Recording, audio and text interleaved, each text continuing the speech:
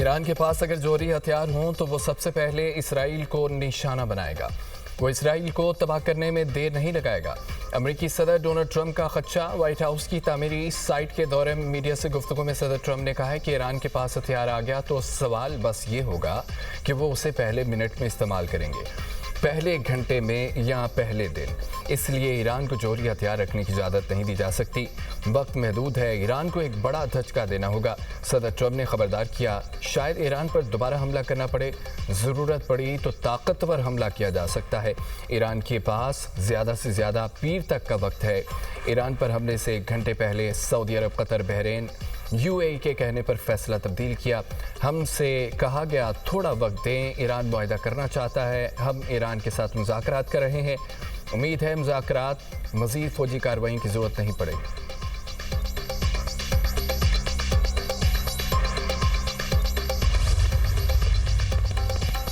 ایران کسی صورت اپنے ملک اور عوام کے قانونی حقوق سے پیچھے نہیں ہٹے گا۔ ایرانی صدر مسعود پزشکیان کا بیان، کہا کہ ایران کے مفادات و عزت و وقار کی حفاظت کریں گے۔ گفتگو کا مطلب ہتھیار ڈالنا نہیں ہوتا۔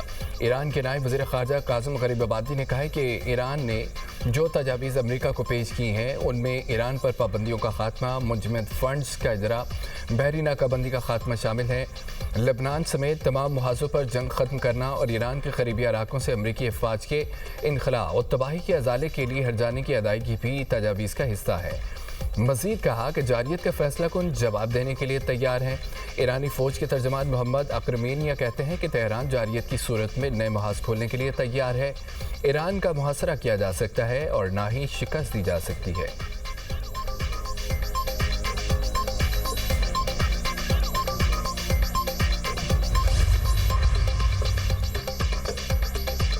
ایران کے معاملے پر کافی پیش رفت ہوئی ہے۔ امریکی نائب صدر جیری وینس کہتے ہیں کہ جب تک معاہدے پر دستخط نہیں ہو جاتے یقیناً کچھ نہیں کہہ سکتے۔ وائٹ ہاؤس میں پریس بریفنگ کے دوران جیری وینس نے کہا ہے کہ ہمارے پاس ایران امریکہ تعلقات کو دوبارہ ترتیب دینے کا موقع ہے۔ ایسا کوئی معاہدہ نہیں کرنے جا رہے جس سے ایرانیوں کو جوہری ہتھیار حاصل کرنے کی اجازت ہو۔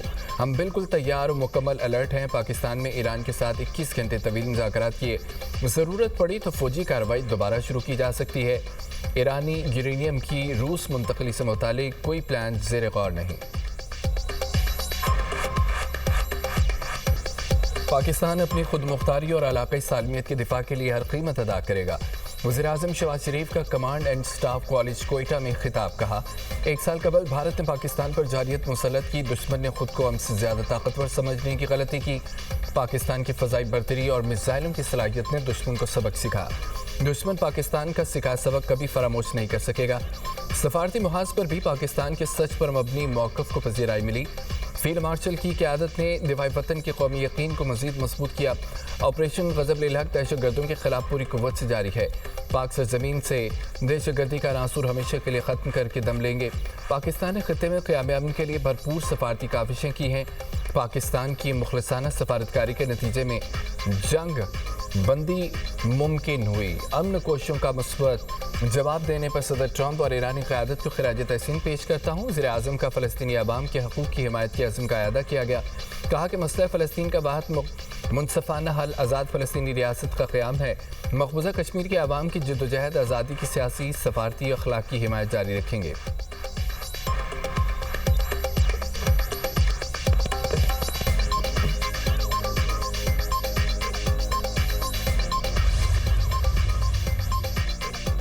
پروپیگنڈے اور پراکسیز کے ذریعے پاکستان کی خوشحالی کا سفر روکا نہیں جا سکتا۔ پاکستان کی ترقی و خوشحالی کا سفر منزل تک پہنچے گا۔ فیلڈ مارشل سید عاصم منیر کا کوئٹہ گیریزن کا دورہ۔ Command and staff college Quetta میں زیر تربیت افسران سے خطاب کرتے ہوئے کہا کہ پراکسیز اور منفی پروپیگنڈے کے ذریعے پاکستان کو غیر مستحکم کرنے کی کوششیں عوام کی اتحاد کے باعث ناکام ہوں گی۔ پاک فوج عوام کی حمایت سے دہشت گردی کے خاتمے کے لیے پرعزم ہے۔ پاکستان مخالف پراکسیز کا خاتمہ یقینی بنائیں گے۔ بلوچستان میں امن استحکام انتہائی ضروری ہے۔ دیر پر ترقی سے عوام میں خوشحالی یقینی بنائی جا سکے گی۔ فیلڈ مارشل نے بلوچستان میں تعینات فارمیشنز کے افسران اور جوانوں سے ملاقات کی۔ بلوچستان میں امن استحکام اور ریاستی ریٹ برقرار رکھنے کے لیے افسران اور جوانوں کے بلند حوصلے کی تعریف کی گئی۔ فیلڈ مارشل نے طلباء کے اعلیٰ تربیتی معیار، تعلیم کی لگن پیشہ ورانہ صلاحیتوں کو سراہا. جدید جنگی تقاضوں، ابھرتی ٹیکنالوجیز، ملٹی ڈومین آپریشنز میں ہم آہنگ رہنے پر زور دیا. جدید جنگ کے تیزی سے بدلتے ہوئے کردار پر روشنی ڈالی.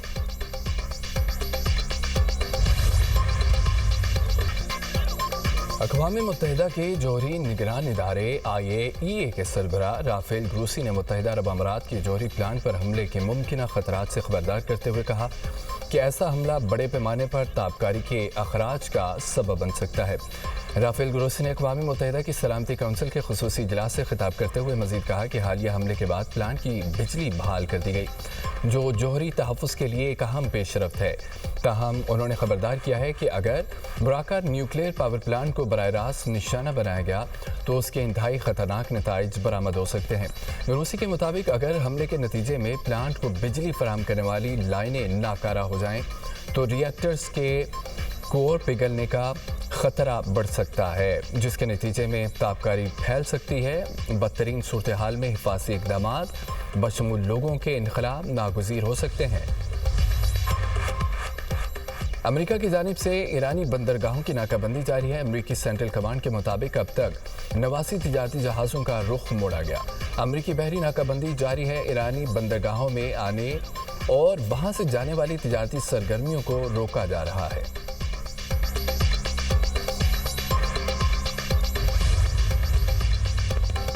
اقوام متحدہ کے سیکرٹری جنرل انتونیو گوتریس اور امریکی وزیر خارجہ مارکو روبیو کے درمیان رابطہ ابنا ہرمس میں ایران کی جانب سے بارودی سرنگیں بچھانے اور جہازوں پر ٹول عائد کرنے کی کوششوں کو روکنے کے لیے جاری امریکی اقدامات پر تبادلہ خیال. ابنا ہرمس پر سلامتی کونسل میں پیش کی جانے والی قرارداد پر بھی بات چیت کی گئی. امریکی محکمہ خارجہ کے ترجمان ٹامی ویگوٹ کہتے ہیں کہ مارکو روبیو نے اس بات پر زور دیا اقوام متحدہ کے رکن ممالک کی بڑی تعداد امریکی اقدامات کی حمایت کر رہی ہے.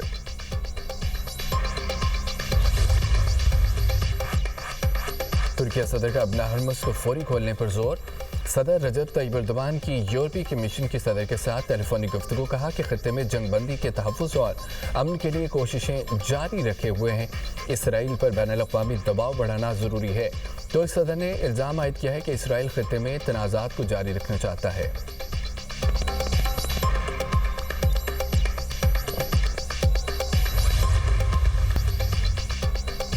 منشیات فروش انمول ورڈ پنکی کی گرفتاری کا معاملہ. لاہور میں درج مقدمات کی تفتیش جاری ہے. پولیس رائے کے مطابق سابق NIU کے تفتیشی افسران اور دیگر کے بیان ریکارڈ. انمول ورڈ پنکی کے خلاف لاہور میں 5 مقدمات درج ہیں. تفتیشی افسران نے مذکورہ مقدمات میں ملزمہ کی گرفتاری ڈالی نہ ہی اشتہاری کرایا تھا. پولیس تفتیش کا دائرہ کار مزید وسیع کرنے کا بھی فیصلہ. منشیات سیل کے دیگر اہلکاروں کی بھی تفتیش کے لیے بلائے جانے کا امکان ہے. انمول پنکی کو گرفتار نہ کرنا پولیس کی ملی بھگت اور کرپشن کے حوالے سے بھی خفیہ انکوائری کی جائے گی.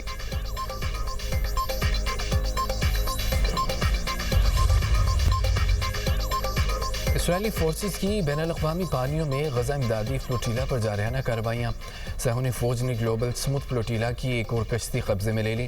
اسرائیلی فورسز گلوبل سموتھ فلوٹیلا کی اب تک 61 کشتیاں قبضے میں لے چکی ہیں. عالمی امدادی مشن روکنے پر اسرائیل کے خلاف دنیا بھر میں غم و غصہ. اٹلی کے 20 زائد شہروں میں اسرائیلی کارروائیوں کے خلاف شدید احتجاج. غزہ کے لیے امدادی راستے فوری کھولنے کا مطالبہ. فلسطین نے فلوٹیلا کو روکے جانے کو جنگی جرم قرار دے دیا. فلسطینی وزارت خارجہ کا کہنا ہے کہ اسرائیلی کارروائی مکمل بحری قزاقی اور بین الاقوامی قوانین کی سنگین خلاف ورزی ہے. عالمی برادری، اقوام متحدہ اور یورپی یونین فوری طور پر اسرائیل پر پابندیاں عائد کریں اور اسرائیل پر بین الاقوامی پانیوں میں مبینہ جرائم پر دباؤ ڈالیں. پاکستان کی گلوبل سموتھ فلوٹیلا پر اسرائیلی حملوں کی مذمت. بین الاقوامی پانیوں میں فلوٹیلا پر اسرائیلی کارروائیوں پر تشویش کا اظہار. گرفتار تمام کارکنوں کو فوری طور پر رہا کرنے کا مطالبہ.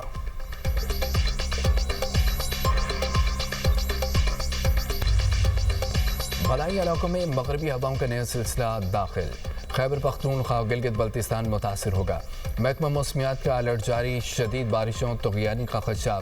سبا، چترال، ہنزا، نگر اور دیامر اور استور میں گلیشیائی جھیل پھٹنے کا خطرہ ہے. فلیش فلڈ اور لینڈ سلائڈنگ کے خطرات میں نمایاں اضافہ، پہاڑی علاقوں میں اچانک سیلابی صورتحال پیدا ہونے کا امکان ہے۔ ضلع انتظامیہ اور ڈیزاسٹر مینجمنٹ اداروں کو ہائی الرٹ کر دیا گیا۔ مویشی اور ضروری سامان محفوظ مقامات پر منتقل کرنے کی ہدایت۔ پی ڈی ایم میں ریسکیو اداروں کو 24 گھنٹے الرٹ رہنے کا حکم۔ محکمہ موسمیات کی سوشل میڈیا کے ذریعے آگاہی مہم کی ہدایت۔